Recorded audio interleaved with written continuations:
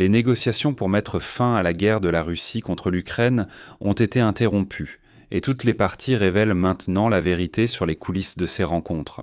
Donald Trump a déclaré publiquement que la guerre en Ukraine n'est pas sa guerre, il s'en désolidarise. Volodymyr Zelensky a affirmé que les États-Unis accentuaient dans la pression pour retirer les troupes ukrainiennes de Donetsk, et que la Russie adoptait une position similaire en même temps.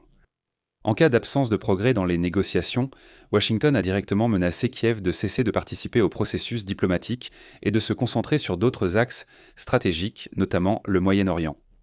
De plus, Zelensky lui-même a reconnu que, oui, les États-Unis d'Amérique exigeaient de céder le Donbass au dictateur Poutine en échange de garanties de sécurité. Au Kremlin, pendant ce temps, ils ont déclaré clairement qu'ils étaient déterminés à poursuivre la guerre, car les négociations sont dans l'impasse et n'ont aucun sens. Eh bien, pendant ce temps, en Europe, ils ont déclaré que Trump avait fait tout ce qu'il pouvait et était simplement parti. Mais bien sûr, c'est aussi un mensonge, parce que Trump a levé les sanctions contre les Russes. Aujourd'hui, il a également été confirmé que le Pentagone a décidé de stopper une partie des livraisons d'armes à l'Ukraine et de les envoyer au Moyen-Orient. Je m'appelle Alexei Petchi, discutons ensemble de ce sujet. Mais avant de commencer cet épisode, je vous demande de soutenir le travail de cette chaîne YouTube par un don, un abonnement ou un parrainage sur YouTube. Tous les liens et informations pour savoir comment le faire se trouvent dans la description de cette vidéo. Je vous serai reconnaissant pour tout soutien de votre part. Mais vous pouvez aussi apporter votre soutien à la fin de cet épisode, si vous estimez qu'il a été intéressant et utile pour vous. Et en plus, abonnez-vous à ma chaîne Telegram Petchi News, le lien se trouve dans la description de cette vidéo. Nous y publions des actualités en temps réel dès qu'elles arrivent. Donc Donald Trump a déclaré aujourd'hui très clairement que la guerre de la Russie contre l'Ukraine n'est pas sa guerre. Et il a immédiatement menacé les Européens de conséquences parce qu'ils ne l'ont pas aidé dans la guerre contre l'Iran. Citation. J'ai entendu le dirigeant allemand dire « Ce n'est pas notre guerre » en parlant de l'Iran. J'ai répondu « Eh bien, l'Ukraine non plus, ce n'est pas notre guerre, mais nous avons aidé. » J'ai trouvé cette déclaration extrêmement inappropriée, mais il l'a faite, et maintenant il ne peut plus l'effacer. Nous sommes en Europe pour protéger l'Europe contre la Russie. En théorie, cela ne nous concerne pas. Nous avons un océan, un grand, vaste et magnifique océan. Je précise que Friedrich Merz, dirigeant allemand, n'a jamais fait cette déclaration. Elle vient du ministre de la Défense Boris Pistorius, mais ce n'est pas tout. Par la suite, Trump a déclaré de façon énigmatique que dans quelques mois, les Européens regretteraient amèrement de ne pas avoir aidé les États-Unis dans la guerre contre l'Iran. Parce que quelque chose va certainement se passer et que les États-Unis ne s'impliqueront pas dans une guerre en Europe. Citation. Je suis très déçu par l'OTAN. C'était un test pour l'OTAN. Ils n'étaient pas obligés de nous aider, mais ils auraient pu le faire, et nous nous en souviendrons. Nous nous en souviendrons dans quelques mois. Souvenez-vous de mes paroles. J'ai dit il y a déjà 25 ans que l'OTAN était un tigre de papier. Mais ce qui est plus important, c'est qu'ils viendront à leur propre secours, mais ils ne viendront jamais nous aider. Ils ne nous ont pas aidés et maintenant tout le monde veut aider. Quand l'Iran est détruit. Pour nous, la déclaration de Trump compte dans le contexte des négociations sur la fin de la guerre en Ukraine, mais les nouvelles ne sont pas bonnes. Trump a commencé à montrer publiquement sa rancune profonde et cachée envers l'Ukraine. Le président des États-Unis a aujourd'hui repartagé un article de Just the News, c'est un média en ligne, sur le réseau social Truth Social, dans lequel il est dit que l'Ukraine aurait prétendument tenté d'intervenir dans les élections américaines, en particulier dans la campagne de réélection de Joe Biden, en 2024 en se référant aux informations dont dispose la rédaction. Des messages du gouvernement ukrainien interceptés par les services de renseignement américains en 2022. Les renseignements américains ont intercepté des communications gouvernementales ukrainiennes évoquant un plan visant à détourner des centaines de millions de dollars des contribuables américains, alloués au développement des énergies propres en Ukraine, un pays souffrant de la guerre, aux États-Unis, dans le but de financer la campagne électorale du président de l'époque, Joe Biden, pour l'année 2024 et le Comité national du Parti démocrate. L'article indique que prétendument le gouvernement ukrainien et certains employés non spécifiés du gouvernement américain par l'intermédiaire de l'USAID à Kiev. Ils ont élaboré un certain plan selon lequel les États-Unis, à partir du budget, accorderait une aide à l'Ukraine à hauteur de centaines de millions de dollars. Cet argent serait soi-disant envoyé à Kiev pour le développement des énergies propres. Et vous savez à quel point Trump aime l'énergie propre, entre guillemets. Et depuis Kiev, cet argent n'irait soi-disant pas dans les énergies propres, il serait immédiatement renvoyé aux États-Unis. Pour la campagne électorale de Joe Biden qui devait avoir lieu 2 ans plus tard. Voilà, en gros. Et selon le schéma, l'argent serait quand même utilisé en Ukraine, mais pas entièrement. Bref, c'est un système assez rusé. Et il est écrit que ces paiements sont impossibles. Il aurait fallu suivre cela.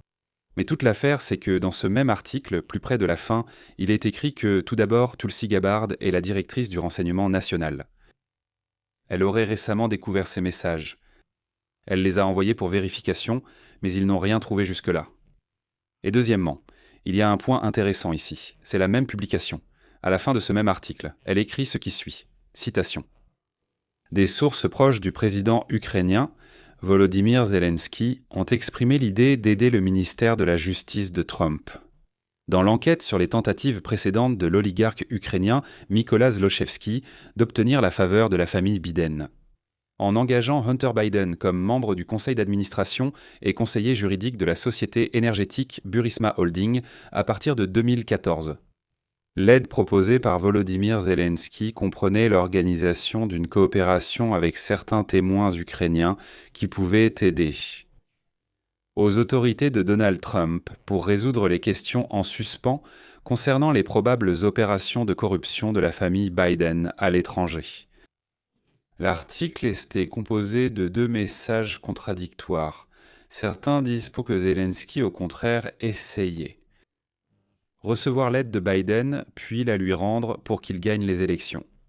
Et dans la deuxième partie de cet article, il est dit que Zelensky a proposé à Trump, au contraire, aller au fond des choses et soi-disant couler Joe Biden dans ces scandales de corruption. Voilà, en gros. Mais maintenant que les négociations pour mettre fin à la guerre en Ukraine sont dans l'impasse, de nombreuses informations importantes sont apparues. Eh bien, par exemple, plus tôt, le président Zelensky a publiquement confirmé l'information de la Pravda ukrainienne selon laquelle les États-Unis intensifient la pression sur l'Ukraine concernant un possible retrait des troupes ukrainiennes de la région de Donetsk. De plus, une position similaire est simultanément avancée par Moscou. Selon les sources, les États-Unis ne trouvent toujours pas de véritable point de contact avec l'Ukraine sur la question clé de la présence future des forces armées ukrainiennes dans la région de Donetsk. À cet égard, les États-Unis envisagent la possibilité de se retirer du processus de négociation afin de se concentrer sur le Moyen-Orient. De plus, lors des prochaines élections au Congrès. Dans le même temps, selon les interlocuteurs, Washington signale sa volonté d'offrir à l'Ukraine certaines garanties de sécurité substantielles en échange du retrait des forces ukrainiennes du territoire du Donbass. Autrement dit, le donner à Poutine. De plus, des sources ont reconnu que le format actuel des négociations repose en grande partie sur les accords qui ont été conclus. Lors de la rencontre entre Donald Trump et Vladimir Poutine à Anchorage en août de l'année dernière. C'est précisément à ces acquis que la partie russe fait constamment référence, ce qui freine en fait le développement d'un véritable dialogue avec l'Ukraine. Les sources décrivent également la situation comme étant formellement tripartite. Cependant, en réalité, la discussion se transforme à chaque fois. Elle reprend les approches déjà convenues entre Donald Trump et Vladimir Poutine. En particulier, il est dit que les représentants américains, Stephen Witkoff et Jared Kushner, insistant constamment, à chaque rencontre, sur le retrait des troupes ukrainiennes des régions de Donetsk et de Luhansk comme condition de base pour tout accord futur. Bien que Stephen Witkoff, je le rappelle, ait publiquement déclaré « Non, voyons, cela n'a jamais eu lieu. Je n'ai jamais exigé cela, non, pas du tout. » Le sens de tous les derniers cycles de négociations s'est résumé à une tentative de forcer l'Ukraine à céder le Donbass au dictateur chauve et puant Vladimir Poutine, et les Américains ont ouvertement commencé à faire pression sur Kiev. Au même moment, le porte-parole du président russe, Dmitri Peskov, a reconnu que la question du Donbass restait critique, et que tout le reste, ce ne sont que des excuses. Citation. En effet, lors des différents cycles de négociations trilatérales, il a été possible de avancer quelque peu vers un règlement. Mais les questions principales, qui présentent un intérêt critique pour la partie russe puante, n'ont toujours pas fait l'objet d'un accord. Des questions comme les questions territoriales c'est le sujet principal de discussion. Sur ces points, il n'y a eu aucun progrès. Il n'y en a toujours pas. Et pendant ce temps, le Pentagone a déclaré qu'il envisageait la possibilité de rediriger des armes destinées à l'Ukraine vers le Moyen-Orient, puisque la guerre avec l'Iran épuise les stocks de certains des munitions les plus importantes des États-Unis. Donald Trump l'a ensuite confirmé publiquement et officiellement. Citation de Donald Trump. Oui, nous le faisons constamment. Nous avons énormément de munitions stockées dans d'autres pays, comme l'Allemagne et partout en Europe. Là-bas, tout est plein. Et parfois, nous prenons à un endroit pour utiliser ailleurs. Je veux dire, nous retirons des armes destinées à l'Ukraine pour les utiliser contre l'Iran. Je vais expliquer ce schéma plus en détail dans le prochain épisode. Alors abonnez-vous à la chaîne, appuyez sur la cloche. Et n'oubliez pas de mettre un like. Et les amis, je vous rappelle, si vous voulez soutenir le travail de cette chaîne YouTube, vous pouvez le faire financièrement, avec n'importe quel don, abonnement ou soutien sur YouTube. Liens et infos sont en description. C'est tout pour aujourd'hui. Prenez soin de vous. Au revoir à tous.